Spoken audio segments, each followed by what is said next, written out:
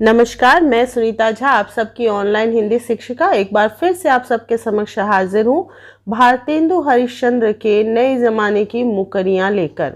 इसका पहला भाग मैंने 2-3 दिन पहले ही प्रकाशित कर दिया था। इस भाग को प्रकाशित करने में थोड़ा सा देर हो रहा है क्योंकि मेरे गले की आवाज़ जो थी बिल्कुल बंद हो गई थी, तबीयत मेरी ठीक नहीं थी। लेकिन अब मैं बिल्कुल ठीक हूँ और मैं आप लोगों के लिए इस भाग को प्रकाशित कर रही हूँ। आशा है कि पहले वाले भाग में आप लोगों को कोई परेशानी नहीं हुई होगी और इस भाग के लिए आपके पास और कोई सलाह हो तो ज़रूर मुझे बताइएगा। तो इस भाग को आरंभ करने से पहले इससे पहले वाले भाग के बारे में थोड़ा सा फिर से हम लोग याद कर लेते हैं कि पहले भाग में मैंने आप लोगों को बताया था कि आखिर मुकरियाँ क्या है। भारतेंदु हरिश्चंद्र के संक्षिप्त परिचय भी मैंने आप लोगों को बताया था। मुकरियों और पहेलियों में क्या अंतर होता है ये भी मैंने आप लोगों को बताया। इसके साथ ही आपने इस पिछले भाग में ये भी जाना था कि ये जो मुकरियां हैं तात्कालिक परिस्थिति अर्थात जिस समय भारतेंदु हरिश्चंद्र थे यानी अंग्रेज़ों के समय की परिस्थिति पर आधारित मुकरियां हैं।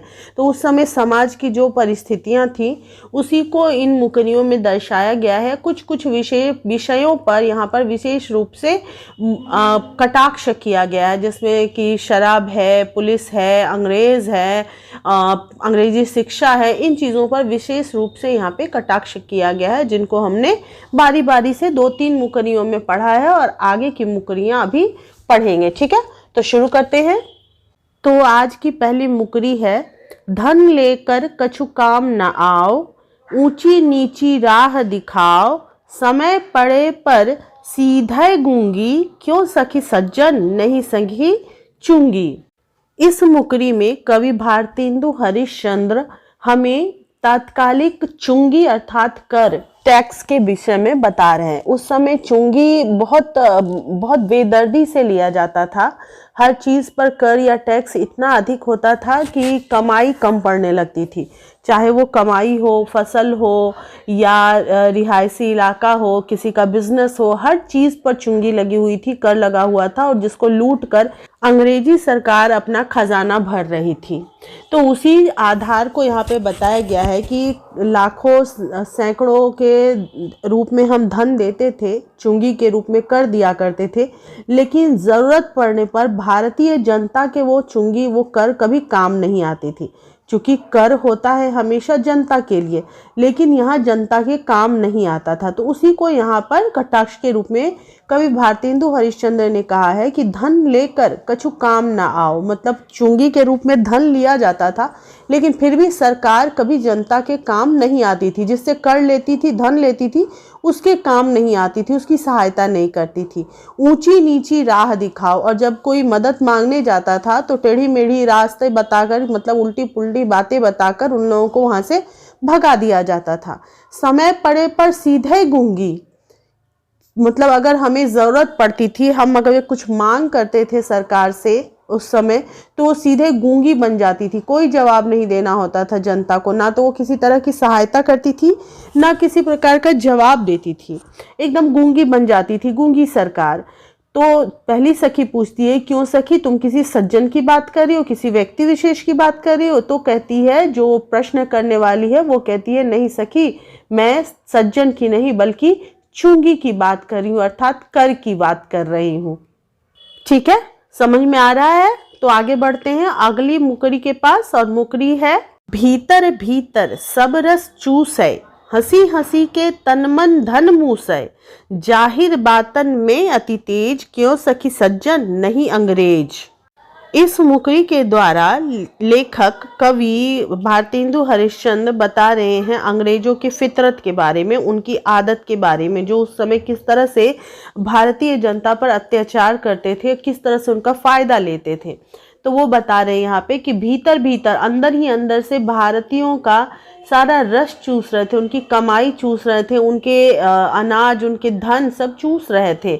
हंसी हंसी के तन मन धन मुंह से, और हंस हंस कर प्रेम से बोल बोल कर वो सारे धन मन और शरीर तक को मूसलों से उसको चूस दे रहे थे, चूर दे रहे थे, खत्म करते जा रहे थे। जाहिर बातन में अति तेज, और जो बोलने चालने में बहुत तेज थे, बात बनाने में बहुत तेज थे। क्यों सखी सज्जन? नहीं, अंग्रेज। कहने का मतलब है उस समय जब अंग्रेज़ों का यहाँ पे शासन था तो उन्होंने सबसे पहले क्या किया था कि सारी रियासतों को अपने अंदर में करने की कोशिश की थी, और उन रियासतों को अपना बनाने के लिए उन्होंने क्या किया था, बड़ी आराम से अपनी सेना को घुसाते थे और बड़े प्रेम से उस पर अपना धीरे धीरे थोड़ा थोड़ा करके अधिकार जताते थे, और बाद में वो सारी चीज़ें वहाँ से लूट ले जाते थे, उस पर पूरा अधिकार उनका हो जाता था, और राजा मात्र वहाँ पर एक कठपुतली की तरह बैठा होता था। तो उसी को यहाँ पे दर्शाया गया है कि वे किस प्रकार से बात बनाते थे, उन लोगों को जताते थे कि मैं आपका अपना हूँ, आपकी भले की बात कर रहा हूँ, और उस पर जब भरोसा करने लगते थे लोग अंग्रेज़ों पर, तो फिर वो धीरे धीरे अंदर अंदर से ही उनका जड़ काट लेते थे, यानी उनका सारा संपत्ति और सारी रियासत अपने अंदर कर लेते थे। ठीक है, चलिए अब अगली मुकरी पर चलते हैं। ये समझ में आ गया होगा आई थिंक आप लोगों को। अगली मुकरी भी तात्कालिक अंग्रेजी सरकार के एक व्यवस्था के बारे में ही बताया गया, उसके ही एक तंत्र के विषय में बताया गया, जिसमें कि पुलिस की छवि को दर्शाया गया है कि उस समय पुलिस किस प्रकार से कार्य करती थी।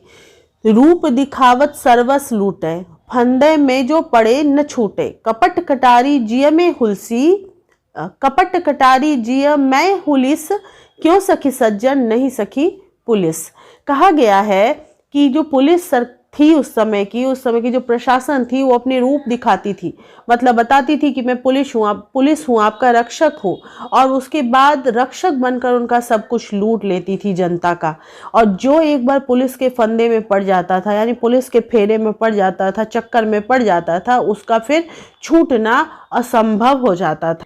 और वो कपट करने में बहुत तेज थे, उनके जिये में, उनके मन में कटारी था कपट का, कटारी मतलब चाकू, खंजर, तो उनके मन में कपट के खंजर थे, लेकिन मन से बड़ा हुलिस कर मिलते थे, प्रेम से मिलते थे, खुशी से मिलते थे। तो ये ऐसी पुलिस की छवि थी उस समय। तो कौन सखी सज्जन नहीं सखी पुलिस।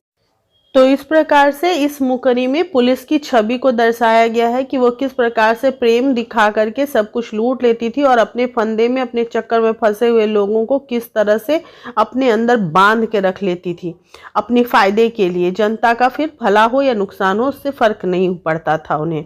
ठीक है, चलिए अगली मुकरी पढ़ते हैं। सतय अठय मोघर आवे, तरह तरह की बात सुनाओ, घर बैठा ही जोड़े तार, क्यों सखी सज्जन नहीं अखबार।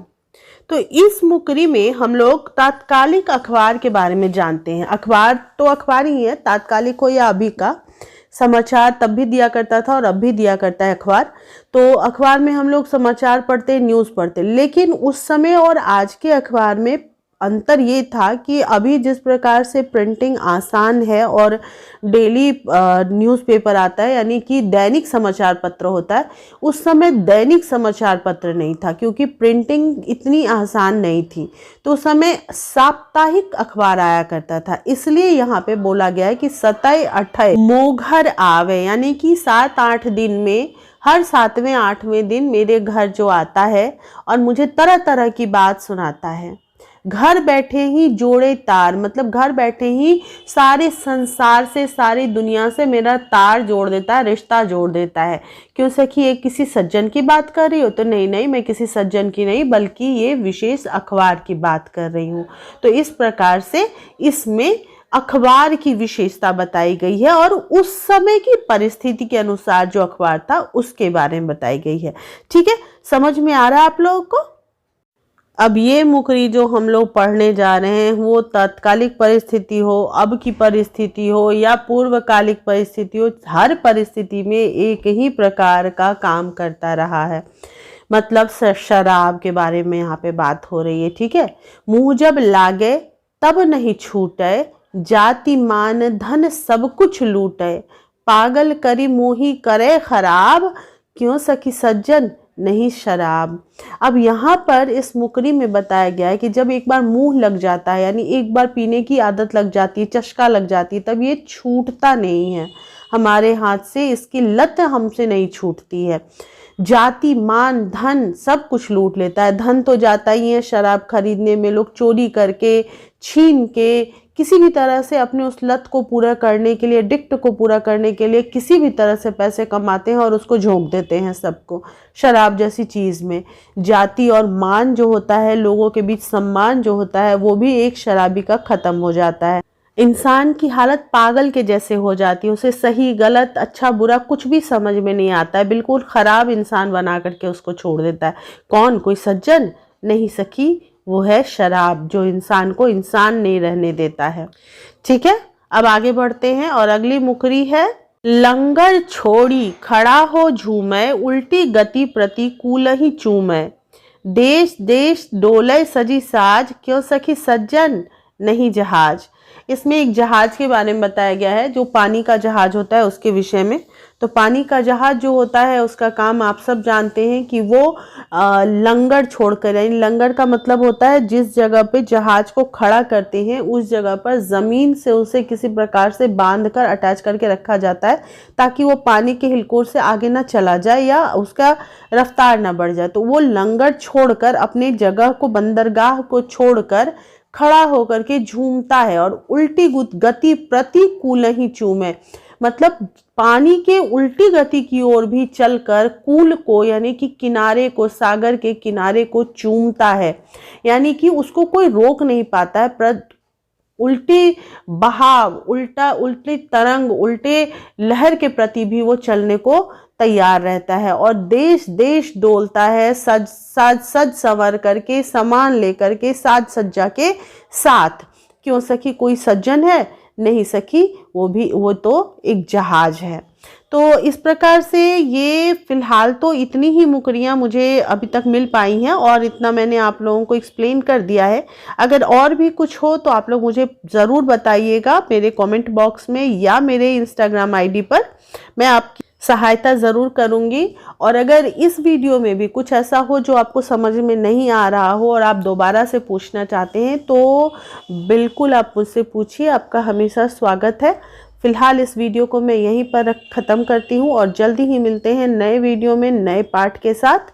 Bye bye, take care.